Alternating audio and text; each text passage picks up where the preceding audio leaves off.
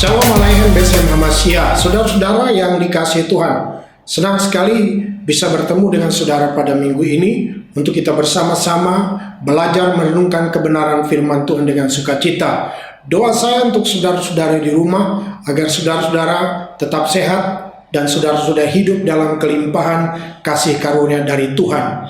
Saudara-saudara, minggu ini tema kita ialah berlimpah-limpah dalam pengharapan. Menurut kitab Roma pasalnya yang ke-15 ayat 13. Sebuah pendekatan tematik integratif, biblika, dan relevansinya dalam kehidupan praktis. Mari kita membaca. Semoga Allah sumber pengharapan memenuhi kamu dengan segala sukacita dan damai sejahtera dalam iman kamu, supaya oleh kekuatan Roh Kudus kamu berlimpah-limpah dalam pengharapan. Berbicara tentang pengharapan yang berlimpah-limpah, saudara-saudara, semua orang sangat memerlukan pengharapan. Apalagi di zaman yang sedang sulit seperti sekarang ini. Itu sebabnya di dalam Alkitab, saudara-saudara, pengharapan itu selalu disandingkan dengan iman dan kasih sebagai hal utama dalam kehidupan orang Kristen.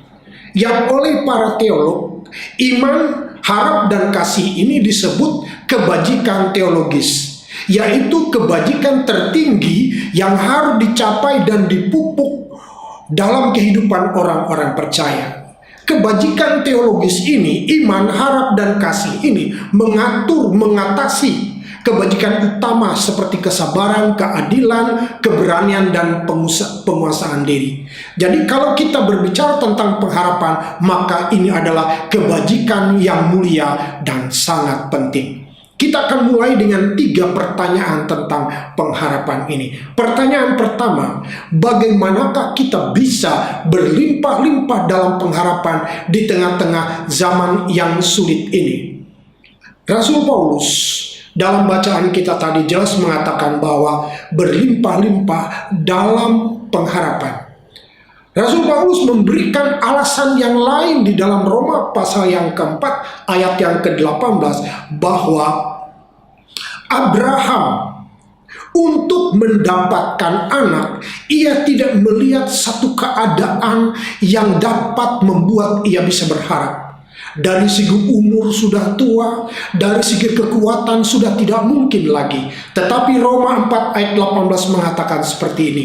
Sebab sekalipun tidak ada dasar untuk berharap, namun Abraham berharap juga dan percaya bahwa ia akan menjadi bapa banyak bangsa menurut yang telah difirmankan, demikianlah banyaknya nanti keturunan.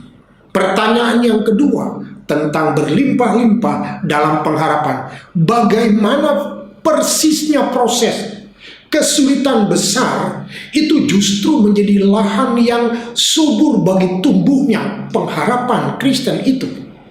Saudara-saudara yang dikasihi oleh Tuhan, kesulitan besar atau kesulitan hidup itu berarti tumbangnya semua pegangan dan andalan dalam hidup seseorang.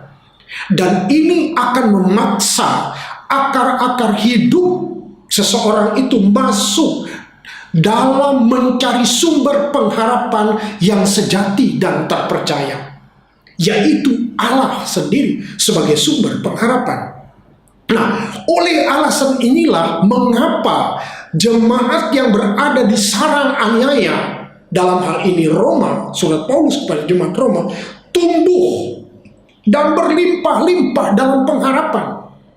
Hal ini nampak di dalam berkat pengharapan yang begitu indah disampaikan oleh Rasul Paulus. Kita baca Roma 15 ayat 13 tadi. Dikatakan, semoga Allah sumber pengharapan memenuhi kamu dengan segala sukacita dan damai sejahtera dalam iman kamu, supaya oleh kekuatan Roh Kudus kamu berlimpah-limpah dalam pengharapan. Pertanyaan yang ketiga mengenai berlimpah-limpah dalam pengharapan.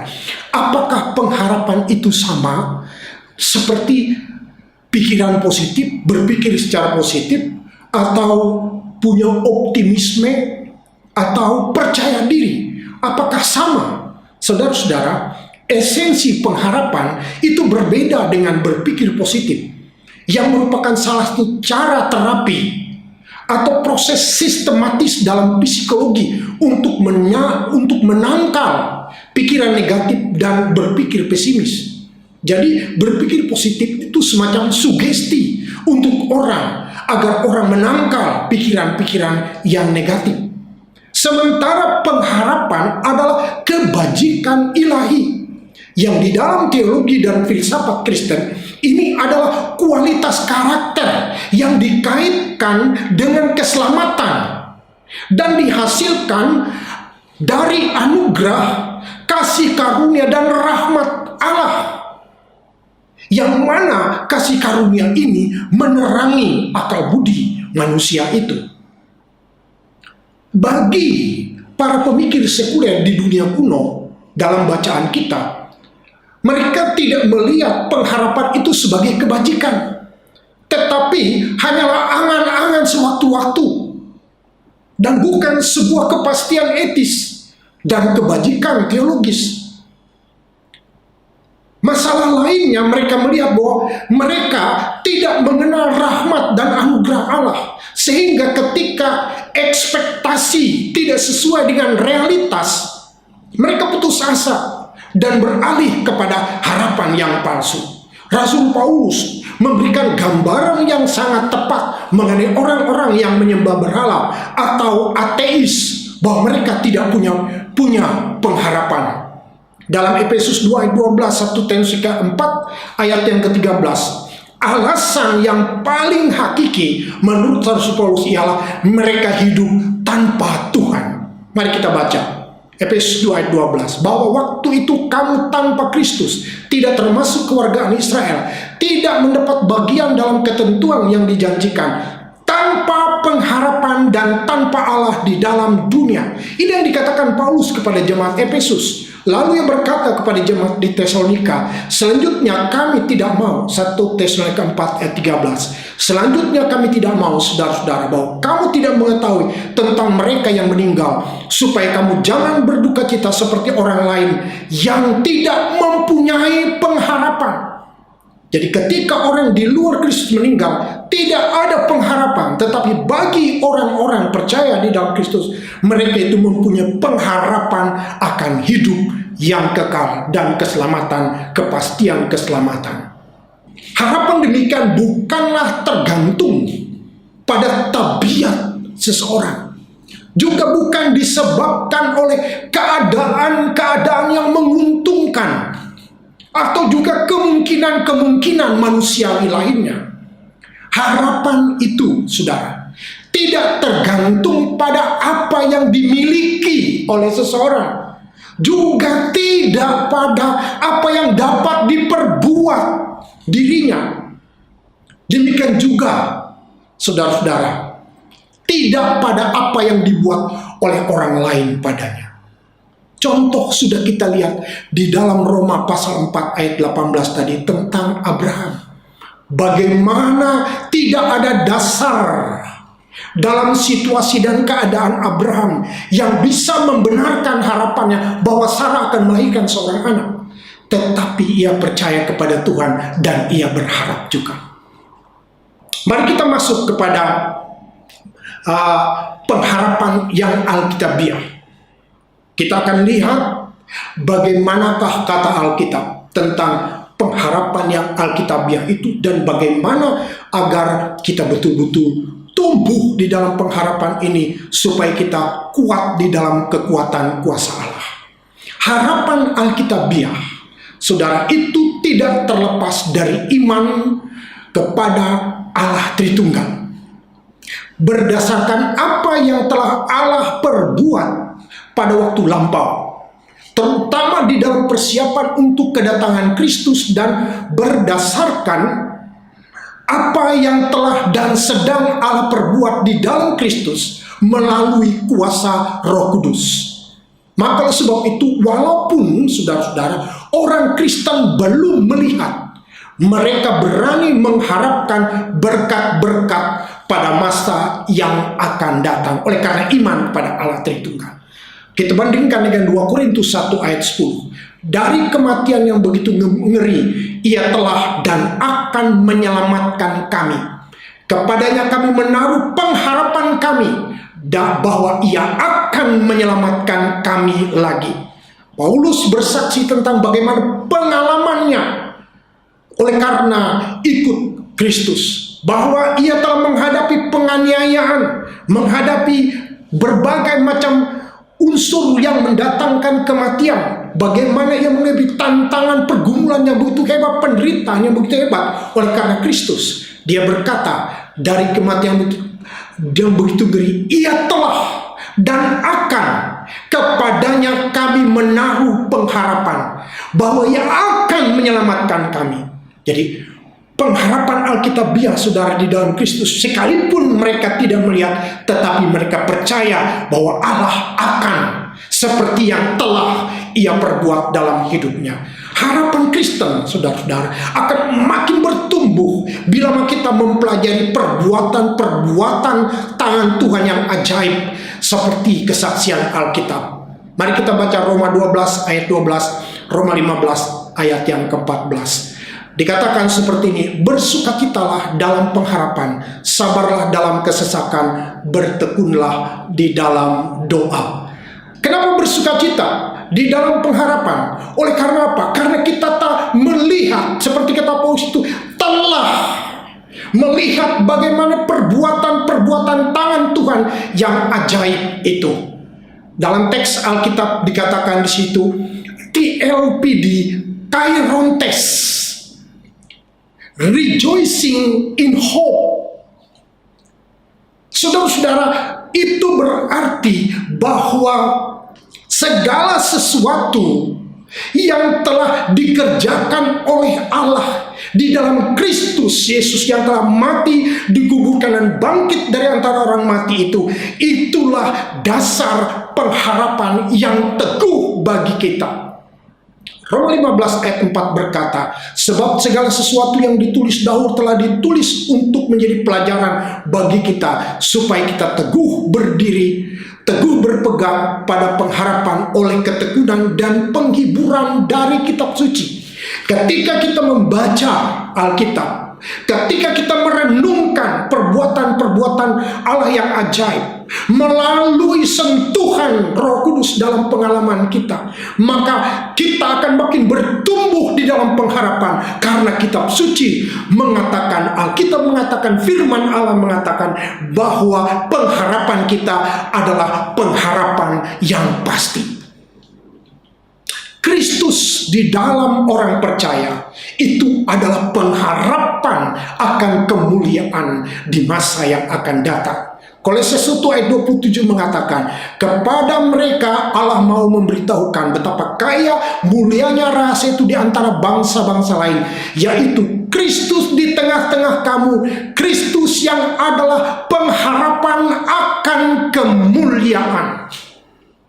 Lalu saudara-saudara, kita melihat bahwa keselamatan kita yang terakhir itu tergantung pada harapan yang seperti ini. Kita bandingkan dengan Roma 8 ayat 24. Sebab kita diselamatkan dalam pengharapan. Jadi dalam pengharapan di dalam Kristus Yesus yang telah mati, dikuburkan dan bangkit bagi hidup kita.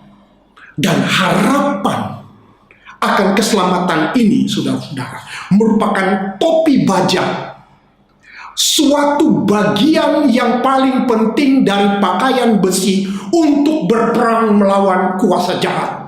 Kenapa dia menjadi topi baja? Karena dia akan melindungi pikiran kita dari ide gagasan si jahat yang ingin menggoyang pengharapan kita di dalam Kristus. 1 Korintus 5 ayat 8 mengatakan, tetapi kita yang adalah orang-orang siang, baiklah kita sadar, berbaju zirahkan iman dan kasih, dan berketopongkan pengharapan keselamatan. Berketopongkan pengharapan keselamatan. Kenapa ditaruh di kepala? Karena disinilah letaknya, saudara-saudara, inti keseimbangan itu. Keseimbangan teologis itu di sini. Inilah sebabnya kenapa dikatakan berketopongkan pengharapan keselamatan. Dan perlu saudara-saudara ingat bahwa harapan Kristen itu tidak seperti layang-layang yang tergantung kepada angin yang berubah-ubah, melainkan kepada sauh bagi jiwa yang mantap dan tidak berubah, yang menembus jauh ke dalam dunia abadi yang tidak nampak. Kita baca Ibrani 6 ayat 19 dan 20. Pengharapan itu adalah sauh yang kuat dan aman bagi jiwa kita, yang telah dilabuhkan sampai ke belakang tabir, di mana Yesus telah masuk sebagai perintis bagi kita. Saudara-saudara, sebenarnya ini merupakan satu pokok bahasan tersendiri, tetapi secara ringkas saya boleh mengatakan bahwa sauh itu adalah jangkar ketika kapal itu berlabuh, dan dikatakan di situ jangkar itu sudah dilabuhkan jauh sampai ke belakang tabir. Tabir ini adalah tirai yang menutupi antara ruang kudus dan maha kudus di dalam kemah suci. Ketika Yesus berkata, "Kuserahkan nyawaku ke dalam tanganmu," tabir bait Allah itu terbelah dua. Dan ketika tabir itu terbelah dua, di sanalah Kristus telah memutuskan semua penghalang untuk kita boleh berlabuh masuk di dalam kekekalan. Kristus oleh karena kematiannya, oleh karena darahnya yang kudus ini, oleh karena pengorbanannya ini bagi kita, dia telah terlebih dahulu menyediakan tempat untuk kita. Dikatakan di belakang tabir itu berarti ruang maha kudus. Artinya di tahta suci Allah Kristus adalah pengharapan kita yang pasti. Jadi kapal yang sudah berlabuh, kekristenan kita itu, saudara, itu berlabuh di dalam tempat yang pasti. Sehingga ketika kita menarik, kita akan sampai ke pantai kekekalan Allah itu. Oleh iman kita yakin bahwa apa yang kita harapkan akan menjadi kenyataan. Dan harapan itu tidak akan mengecewakan kita. Ibrani 11 ayat 1 itu merupakan iman itu adalah dasar dari pengharapan kita. Roma pasal 5 ayat yang kelima mengatakan bahwa pengharapan tidak mengecewakan. Mari kita baca Ibrani 11 ayat 1. Iman adalah dasar dari segala sesuatu yang kita harapkan. Jadi iman kita di dalam Kristuslah yang menjadikan pengharapan kita itu adalah sebuah pengharapan yang pasti.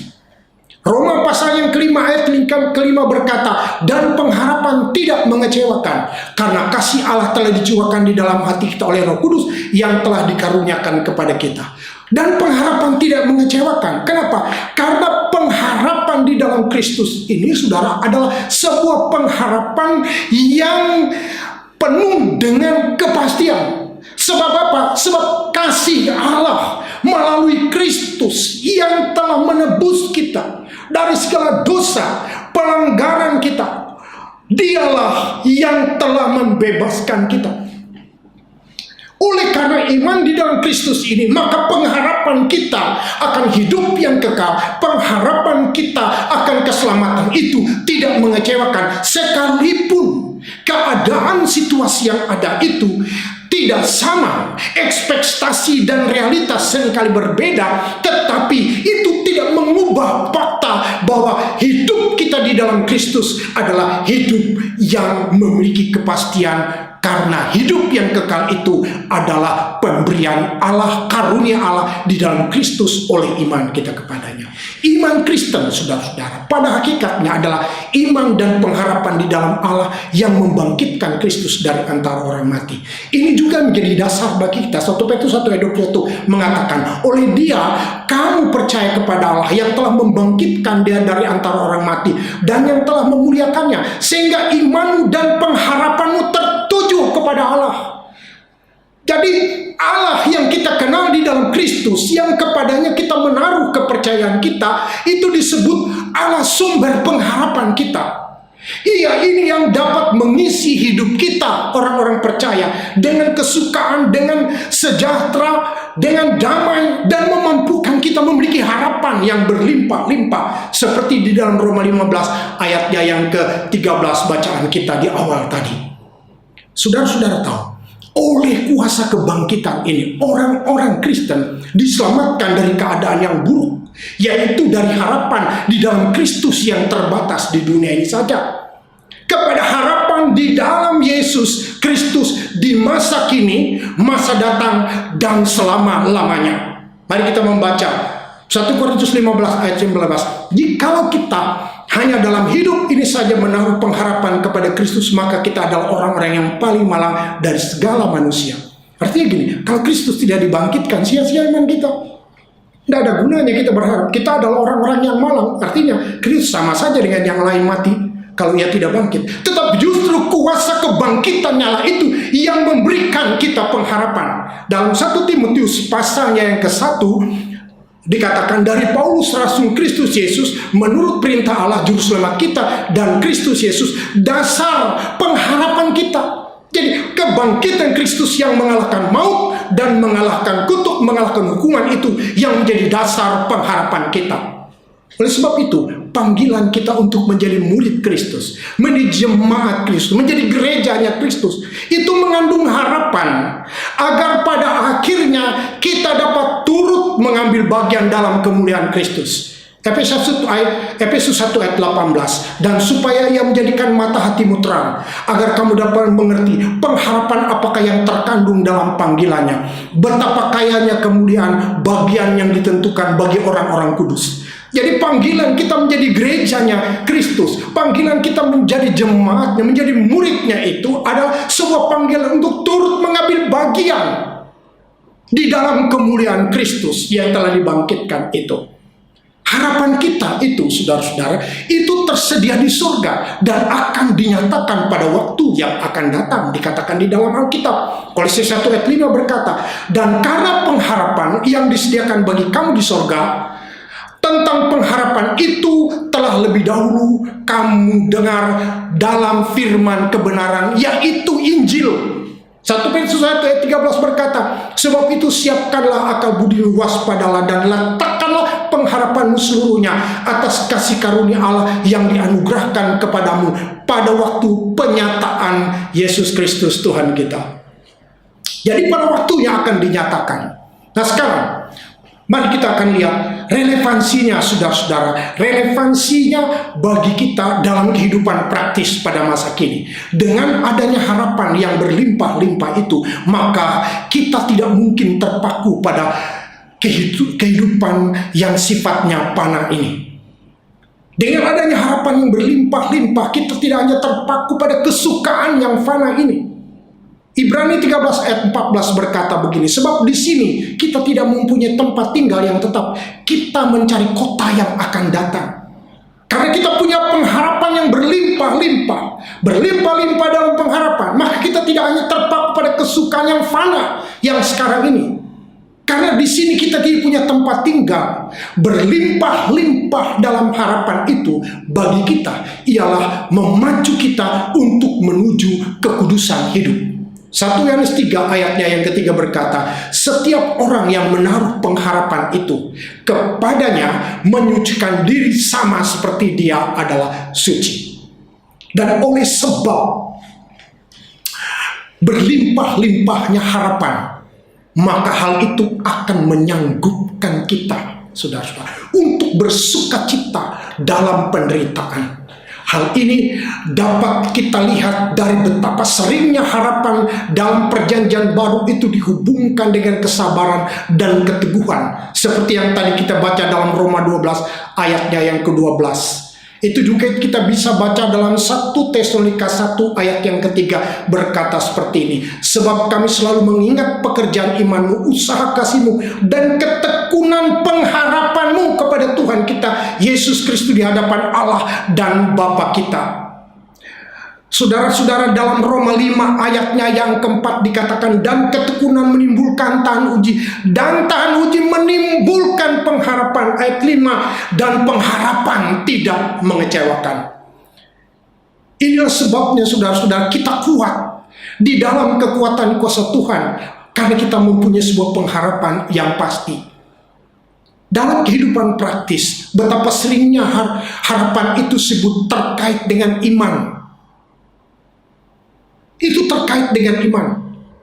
Kalau kita lihat bahwa pahlawan iman di dalam Ibrani pasal 11 itu adalah mercusuar dari harapan.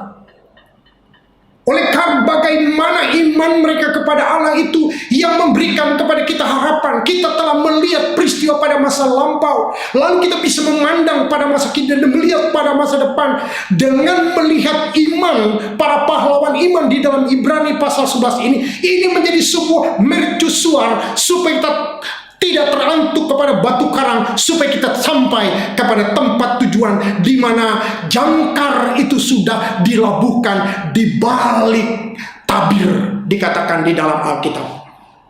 Dan yang paling makin menarik, saudara, adalah bagaimana hubungan yang sering terkait antara harapan, kasih, dan iman itu dalam Alkitab.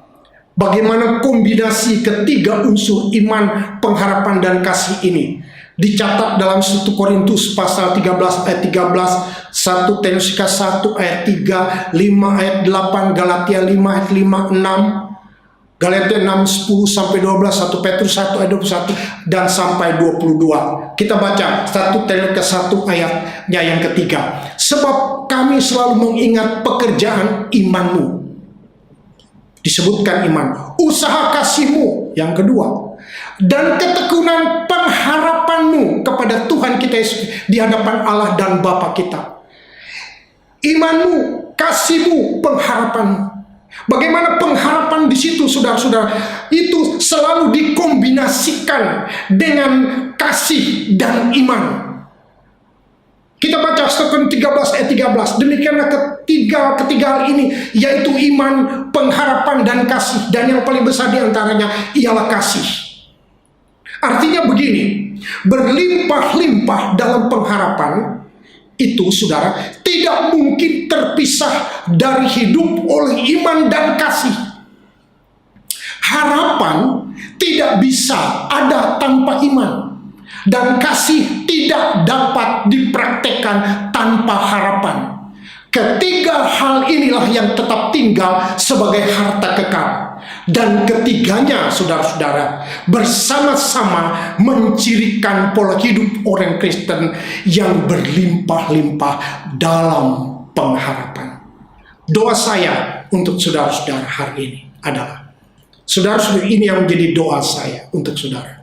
Dengan mengutip Roma pasalnya yang ke-15 ayat 13. Semoga Allah, sumber pengharapan, memenuhi kamu dengan segala sukacita dan damai sejahtera dalam iman kamu, supaya oleh kekuatan Roh Kudus kamu berlimpah-limpah dalam pengharapan. Amin. Mari saudara-saudara, setelah kita mendengarkan firman Tuhan, kita buka hati, pikiran kita senantiasa putuskan untuk senantiasa berpegang kepada firman Tuhan setiap hari dan bertindak menurut kebenaran firman Tuhan.